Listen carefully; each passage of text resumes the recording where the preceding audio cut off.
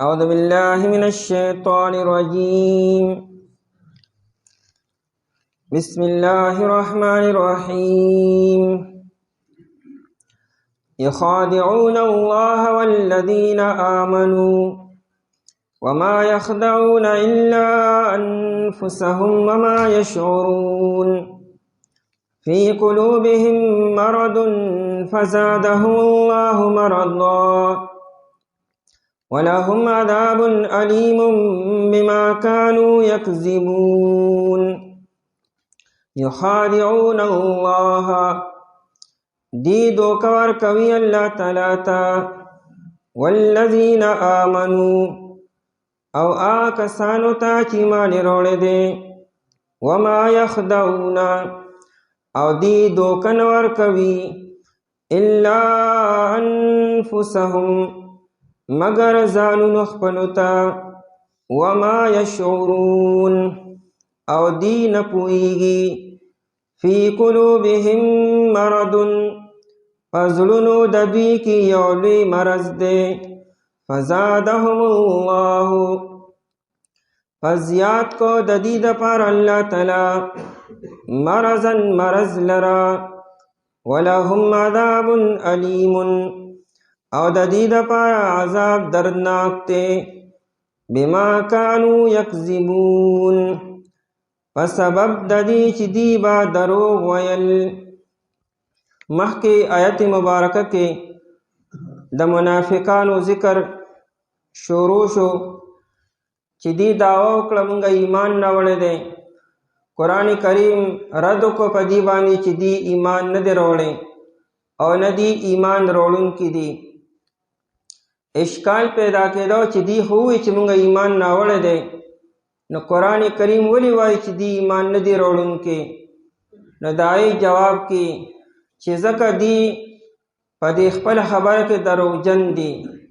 دا دی صرف په خوله باندې وایي چې موږ ایمان راوړی دی او د ایمان تعلق له سره دی. محل د ایمان دا زړه دی. ځکه یؤمنون بالغیب کې مونږ ویلو چې ایمان معنی تصدیق دی او تصدیق دا په زړه باندې کېږي، نو په زړه کې ردی ایمان نشته. دا خو دې صرف په خوله باندې وایي او خولې لره اعتبار نشته. نو قرآن کریمي چې دی الله له مؤمنانو له نبی علیه الصلاة والسلام له دوکه ورکي چې په خوله باندې اظهار د ایمان کې او په زړه کې کفر دی، نو څنګه دی ایمان ناوړی دی؟ چونکه الله جل شانه د انسان په باطن باندې او په ظاهر دواړو باندې عالم دی. نو الله تعالی ردی د باطن او خبر ښکاره کړ چې دی ایمان نه دی راوړی او دا دی چې سوای نو په دې باندې دوکه کېږي. ما دا دی خلکو له دوکه ورکي چې موږ ایمان نه وړی دی او دا دوکه چې دی ورکي دا د خپلو اغراضو دپاره. په خوله چې ایمان ظاهري د دې څه غرضونه دي، یا خدا چې مال غنیمت مقصود دی او یا دا چې د مؤمنانو مسلمانانو د ملامتیا نه ځان بچ کی، او یا دا چې اصلا نبی علیہ السلام او مؤمنان یو ورځ موږ سره جنگ شروع کی څنګه چې کافرانو سره شروع کړی دی. نو دا غرضونه دي ته مخې ته دي. نو ځکه په خوله باندې ایمان ظاهري او په زړه کې ایمان نشته. دویم دا چې دی ډېر دروغجن دي، بار بار دروغ وایي. نو د هغې د وجې نه قرآن کریم دې لپاره وایي چې دردناک عذاب تیار دی. یعنې د کافرانو نه خطرناک عذاب به د منافقانو وي. لکه د کافرانو دپاره وي ولهم عذاب عظیم، هغې لپاره لوی عذاب یاد کړو او دې لپاره د لوی عذاب سره سره علیم، د عذاب به دردناک هم وي. نو د منافقانو عذاب به د کافرانو د عذاب نه سختی او خطرناک به وي او دردناک به وي. یخادعون الله دی دوکه ورکوي الله تعالی والذین آمنوا کسانو له چې ایمان راوړی دی. خداع په عربی کې په دو معنو راځي. یو معنا فساد معنا راځي، خداع او خداع معنا فساد کولو، او بل معنا راځي پټولو.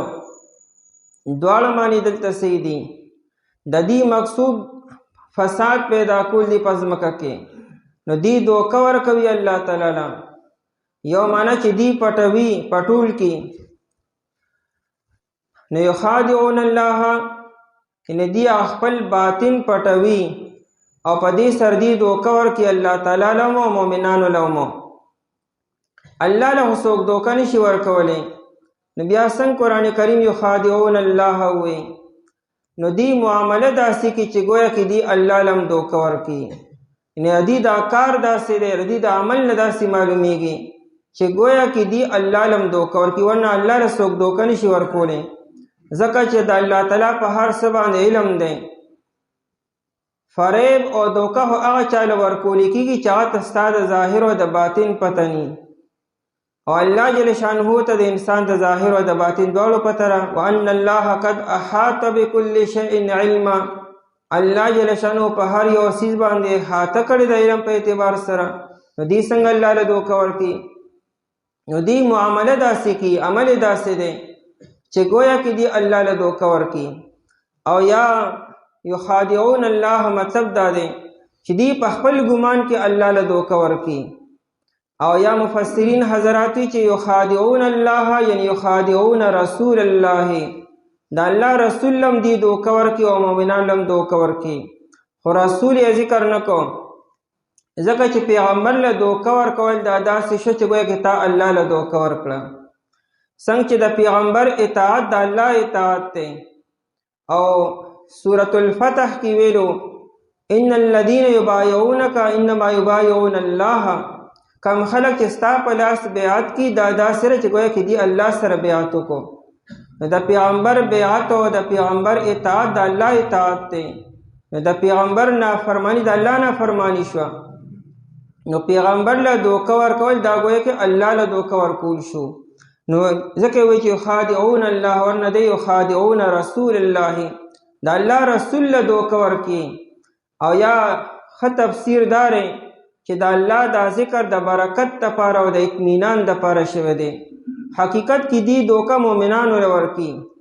خو د الله نه مخکې د مؤمنانو نه مخکې د الله ذکر د برکت دپاره وکړو لکه څنګه چې د مال غنیمت په بیان کې قرآن وي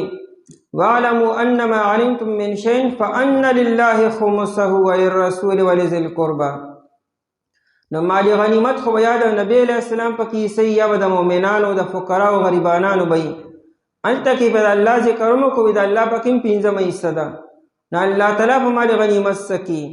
نو دا ذکر د الله دا ذکر د برکت لپاره دی نو دلته کې د الله دا ذکر د برکت او د اطمینان لپاره شوی دی ورنه حقیقت کې دوکه دی مؤمنانو لور کی یخادعون الله دی دوکه ورکوي الله تعالی لرا دا یخادعون داسې لفظ دی چې د ګریمر پرو سره دا د دو کسانو منځ کې کیږي دا مفاعله لفظ چې دا د دو کسانو منځ کې وي لکه ته قتال کولو جنگ کولو نو جنگ سړی یوازې نه کی بل چا سره کی دو کسان چې کله جنگ کې هلته کې قتال لازي نو خداع دوکه د دو کسانو منځ کې یعنې گویا کې ته هغه له دوکه ورکړې هغه تا له درکړي دې ته مخادعت او یخادعون وي بیا خو مطلب دا شي چې دې الله له دوکه ورکړي الله تعالی ګنې دې له دوکه ورکړي مطلب خو دا روزي چې دې الله له دوکه ورکړي او الله تعالی ګویا کې دې له دوکه ورکړي نو الله تعالی خو چا له دوکه نه ورکړي وجه دار چې دا دوکه څخه صفت نه دی دا یو عیب دی چې په چا کې وي او الله تعالی د هر قسم عیب نه پاک دی دویم دا چې الله تعالی ته دوکو ورکولو ضرورت نشته دی دوکه عام طور انسان هغه چاته ورکي چې هغه باندې قابو نه مخامخ نشي ورتلی هغه له مقابله ورسره نشي کولی نو هغه بیا خلک دوکه او چالبازي ورسره کوي نو الله تعالی خو د چا نه یریږي نه چا پروا ساتي نه چا نه مجبوره دی الله تعالی هم مخامخ مقابله کولی شي دار چا یو خدا چې دوکه د الله لپاره ښه نه ده صفت ښه نه دی او بیا دا چې الله تعالی چا له دوکې سره ورکړي مخامخ ولې نه نیسي او مخامخ ولې عذاب نه ورکړي نو دا جواب دا دی چې دا یخادعون کې دا کوم معنا چې موږ وکړو چې یو بل له دوکه ورکولو نو دا په عرض کې نی کله کله دا دغه مشارکت د معنی نه خالی وي یعنی مطلب دا چې په معنی د یخدعون سره یعنی دی خو الله له دوکه ورکړي خو الله تعالی دی له دوکه نه ورکړي الله تعالی سره دوکه مناسب نه ده والذین آمنو او کسانو له چې ایمان یې راوړی دی دی مؤمنان لم دوکه ورکي ورته مونږ مؤمنان یو مونږ تاسو سره یو او مونږ مخلص یو مونږ د نبی علیه السلام مخلص یو او پړه کې دا خبره ني وما یخدعون او دی دوکه نه ورکوي الا انفسهم مگر ځانونو خپلو لره حسر یې پیدا کو دین الله له دوکه ورکي نه پیغمبر له دوکه ورکي نه مؤمنان له دوکه ورکولی شي دوکه دی صرف خپل ځان له ورکي دی ځکه وایي چې الله له خصم دوکه نشي ورکولی الله ته هر هر څه معلوم دی پاتې شه نبی علیه السلام او یا مؤمنان شو نو نبی علیه السلام ته شروع کې د علم نو ورکړی شي چې دا منافقان څوک دي خو وروسته بیا نبی علیه السلام ته باقاعده علم ورکړی شو چې په دې منافقانو کې باقاعده پلانکی منافق دی نبی علیه السلام ته بای نیم ویلی شو پلانکی منافق دی ان شاء الله تعالی را بشي سوره توبه کې عمر رضی الله تعالی عنہ وی زر عالم جمعات ته وی خلق د جمعات نه په نمبر راوتو زما خیال لاو چې غنی مونږ بشوي خلق مونږ کړي راوځي او ما قتل چې او تن را روانو سرخ کته کړو چې دن نرالم نو خبر شوم چې نبی علیہ السلام په مجلس کې چې کم خلق ناستو چې پای کې څومره منافقینو نو نبی علیہ السلام یو تن تبا کده اے منافق پاسا د مجلس نه باروزا نو نبی علیہ السلام با کده باینیم یو تن د مجلس نه بار کړ چې کم منافقانو او تر دغه وخت پورې نبی علیہ السلام ته باینیم نو خودلی شي چې منافق پلانکی دی او په دغه موقع ته بیا وخودلی شو او نبی علیہ السلام د منافقانو هغه لیست او فهرست حذیفه رضی الله تعالی عنہ لور کړو چې دا پلانکی منافق دی نو دا نبی علیہ السلام ته هدی شروع کې به دوکه ورکول غرست نبی علیہ السلام ته د دې علم وشو دې کې بیا اشکال لازم چې نبی علیہ السلام بیا دې سره جنگ ولې نکو قتال وسر ولې نکو بیا چې دا منافقان دي او کافران دي نو نبی علیہ السلام سره جنگ کړي دي او جنگ په دوه قسم دي یو جنگ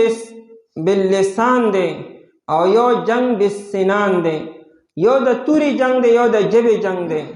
د توری جنگ نبی علیہ السلام کله کافرانو سر کړی دی او د جبې دا جنگ او مقابله نبی علیہ السلام منافقانو سر کړی ده ځکه قرآن واغلظ علیهم دی باندې سختی وکړه نو په دلایل سره په براهین سره په مختلفو طریقو سره دی پوهه کوي دا جنگ د دی دی نو کافرانو سره جنگ د توری دی او منافق سره جنگ د جبې د نبی علیہ السلام کړی دی تفسیر قرطبی دی کې طویل کلام کړی دی هغه وی چې لکه نبی علیہ السلام ولې نه کړی نو وګت به څه کړی دی خو خبردار چونکه دا منافقان ار چاته نو معلومو کله چاته نو معلوم سره نبی علیہ السلام ته معلوم شو نو که نبی علیہ السلام دی سره قتال کولی او جنگ کولی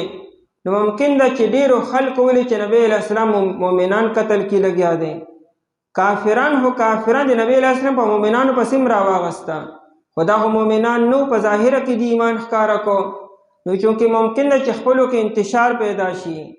او افراتفری پیدا شي نو دې وجې نبی علیہ السلام دې خلاف توره هغه نه ده استعمال کړې خو که یو ځای کې چا استعمال کړې ده نو نبی علیہ السلام خفګان اظهار هم نه کړی لکه عمر رضی الله تعالی عنہ هغه یو منافق قتل کړو دا ذکر به سورۃ النساء کې ان شاء الله تعالی راځي با چې هغه د نبی علیہ السلام د فیصلې نه بعد د عمر رضی الله تعالی عنہ له فیصله وروړي وا او عمر رضی الله عنہ ته يهودي وي چې زموږ من کې فیصله نبی علیہ السلام وکړه او دا منافق بیا تعالی راغی نو عمر رضی الله عنه ټیک ته زه فیصله کوم او تورې راوړه دا غنه سر قلم کوم او بیا دا وایي چې د نبی علیہ السلام د فیصلې نه بعد د عمر فیصله دکه ده بیا نو دا منافقان بیا رالو نبی علیہ السلام ته ډیر غټ شکایت وکړو چې دا عمر زیاتی وکړو او د تیزی وکړه او زمونږ د ملګری دا خیال او مقصد نو نو نبی علیہ السلام اسم داسې سو د عمر خلاف او د عمر خلاف سے ایکشن وانه غستو چې تاسو وکړو ولې داسې وکړو پتو چې دا منافق ته سزا هم دکه ده نو نبی علیہ الصلوۃ والسلام له بدی سو دوکه ورکی پاتې شو مؤمنان له دې دوکه ورکړه بل دی په دوکو سره نبی علیہ السلام ته ضرر او تکلیف هم رسول دی مؤمنانو ته نو قرآن څنګه چې ما یخدعون الا انفسهم نو مطلب دا دی که فرض کدی نبی علیہ السلام ته نقصان رسولین په دوکې سره او یا مؤمنانو ته نو نقصان هو هغه ته چې دای تلافی ني او الله جل شانه او نبی علیہ السلام ته مؤمنانو ته داغه بدله ورکی په دنیا کې مو په آخرت کې مو نو دا څه نقصان دی که څه ضرر رسیدل دی دای تلافی شته دی د اجر او ثواب په اعتبار سره او الله تعالی به انتها ورکی مؤمنانو ته نو د مؤمنانو څه نقصان نشو البته دیخ په خپل ډیر غټ نقصان شو چې دنیا کې هر ټیم په یره کې دي هر ټیم دی په یره کې دي او په آخرت کې ډیر خطرناک عذاب دی د دنیا دا ژوندم د دې د اطمینان نه دی ځکه راوشي سورۃ توبه کې چې کلم یو آیت نازل شي نو دی سر یره شي چې دغه مبارک هونه ته راغلي یره زمون نمونه نبی علیہ السلام ته نه دی خودلی اسنه نبی علیہ السلام اعلان وکړي چې پلانکی منافق ته نه هر ټیم بدی سر یره وا د دنیا ژوند هم د بیتمینانه دی او بیچینی دا او آخرت کې هبل شانتی عذاب دی نو ما یخدعون الا انفسهم او دی دوکه نه ورکوي مگر ځانونه خپلولا ځکه چې وبال د دې ارسو په دی باندې راځي ان وبال خداعهم د دې د دوکو د فساد د وبال او نقصان دا هم په دی باندې نازلېږي با لیکن وما یشعرون او دی نه پوهیږي قرآن کریم یشعرون وی او لا یعلمون یو نه وی شعور په عربی کې احساس ته ویل کېږي نو لا یشعرون گویا کې دی بے حس دی د دې احساس نشتا دا عربی کې یو محاوره ده چې کله ته د یو سړي مذمت بیانې نو عربي فلان لا یشعر پلانکی پوهیږي نه په خبره سره بے حس انسان دی وی ته خو ډېر بے حس وخته په خبره نه پوهیږي نو قرآن کریم د دې مذمت بیانې چې وهم لا یشعرون دی شعور نه لري بلکې قرآن کریم دی د زناور نه مخکته وغورځولو زناورو کې شعور شته ځکه چې احساس زناورو سره شته دی هغه ګرمي او سردي محسوسي هغه خپل دشمن او دوست محسوسي او پیژني چې دا زما مالک دی او دا زما دشمن دی لیکن دا داسې بے حس خلق دی چې دی د زناور نه پریوتي خلق دی او دی ګویا کې جماعت او د ګټو په شانتی دي وهم لا یشعرون دی پوهیږي نه د شاعر ته شاعر ولي وي شاعر حساس دیری دی په باریکو خبرو باندې پوهیږي د انسان د بدن ته مشاعر ویل کېږي ځکه په دې سره انسان محسوسول کی نو قرآن کریم دی د حس نه انکار وکړو چې دی کې سره حس هم نشته دی وهم لا یشعرون او دی پوهیږي نه دی شعور نه لري فی قلوبهم مرض پزلونو د دې کې مرض دی د دې پزلونو کې مرض دی مرض په عربی کې دا هر هغه حالت چې انسان ته کله راشي د انسان د اعتدال د حد نه وځي د انسان صحت خراب شي د اعتدال نه ستا مزاج ووتو بې اعتدالي پکې راله نو دې ته ویل کېږي مرض نو د دې په زړونو کې مرض دی مرض عامه بیماریو ته ویل کېږي چې بدن خراب شي کمزوري شي او دلته کې د مرض نه مراد عقیدي مرض دی چې د دې عقیده خراب شوې ده د عقیدې د خرابوالي نه تعبیر په مرض سره وکړو ځکه مرض په دغه معنا هم راځي نو فی قلوبهم مرض د دې په زړونو کې یو لوی مرض دی چې مرض د شک او د نفاق او د کفر دی قرآن کریم فی قلوبهم وی دا فی د ظرفیت د پاره لوخي د پاره برتن د پاره گویا کې دا مرض د کفر او د نفاق او د شک دا دی په زړونو کې راسخ شوی دی او مضبوط شوی دی لکه څنګه چې یو څیز په لوښي کې دننه پروت وي دارنګې دا مرض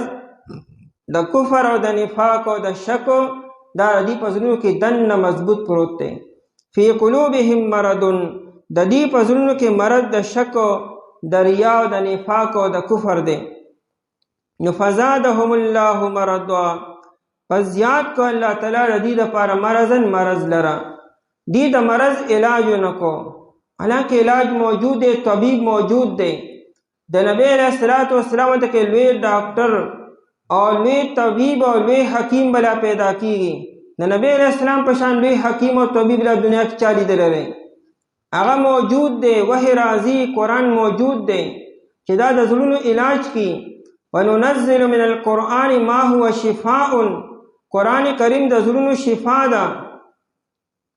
نو د علاج خو موجود دی، خدا ظالمان علاج نه کول غواړي، ناغه مرض سیوا شو.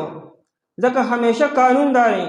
چې کله انسان د مرض علاج نه کوي نو مرض سیوا کیږي، نو بیا د یو مرض نه بل مرض پیدا شي،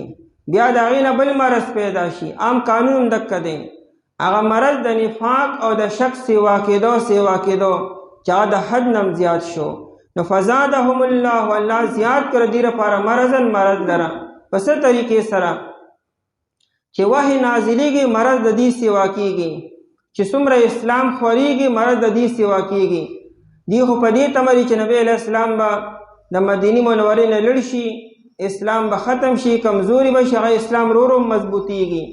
چې څومره فتوحات کیږي، څومره مسلمانان سیوا کیږي او څومره د الله جل طرفنا فتوحات نور راځي، د دې هغه مرض نور سیوا کیږي، حسد او دشمنی.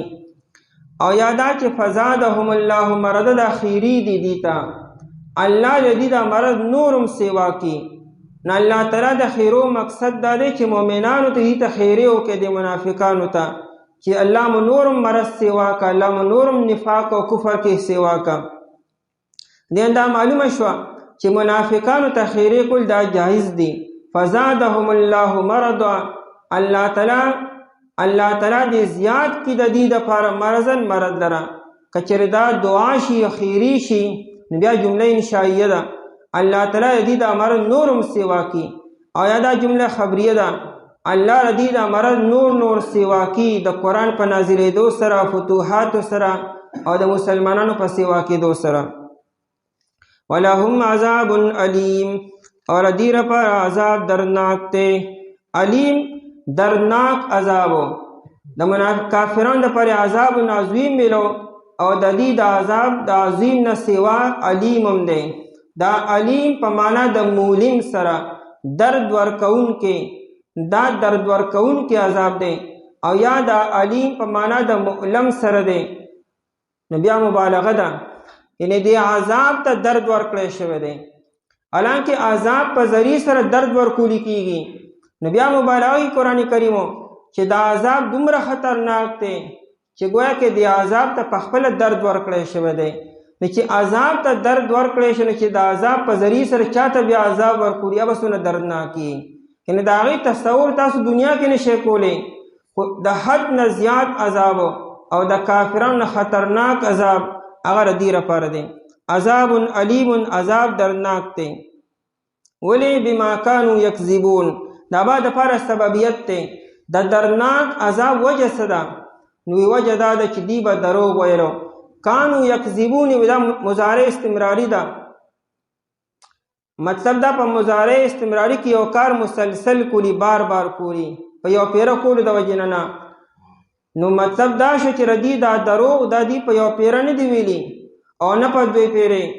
دا دروغ دی بار وایي، مسلسل دا کار کی، پیدر دا کار کی. نو دا مسلسل یو کار کولو د وجې نه، د دروغ ویلو د وجې نه الله تعالی دې له درناک عذاب ورکړي. کافران خو کلیر کټوي چې بس موږ نه منو، او دا ظالمان سارو ماښام د نبی علیہ السلام مجلس کې ناستي او سارو ماښام دا دروغ وایي، او سارو ماښام نبی علیہ السلام ته خنداګان هم کوي، او یي بس تاسو دغه موږ له خوب نه راځي او موږ مخلص یو، موږ داو او دنه د نبی علیہ السلام خلاف لګیا دي. نو بار دروغ او بار دروغ. دای د وجه نه قرآن کریم دې له دردناک عذاب تیار کړی دی. بما کانوا یکذبون، په سبب د دې چې دی به دروغ ویلو. اشکال دا دی چې دا دروغ دومره لوی ګناه دی چې د دې وجې نه دې له دردناک عذاب ورکړي. حالانکه دروغ مؤمنان هم وایي، مسلمانان هم دروغ وایي. نو صرف د دروغو د وجې نه په دې کې دوه خبرې شوې، یو خدا چې کفر دی پکې، نفاق دی پکې، او دویم د نفاق او د کفر نه بعد دروغ ویلم دي. نو دا درو چې کله کفر سره یو ځای شي نو عذاب نورم سیوا کو. نو د نفس عذاب خو د کفر د وجې نه دی او دا دردمن کېدل دا ردی د دروغو د وجې نه. نو دروغ ردی په د عذاب کې نورم اضافه وکړه. نو بما کانوا یکسبون یې ځکه وي دی دوکه ورکوي الله تعالی لره او هغه کسانو لره چې ایمان یې راوړی دی او دی دوکه نه ورکوي مګر ځانونو خپلو لره او دی نه پوهېږي. په زړونو دې کې لوی مرض دی. پس زیات کو الله تعالی دې لپاره مرض او دې لپاره عذاب درناک دی په سبب دی چې دی به دروغ ویل.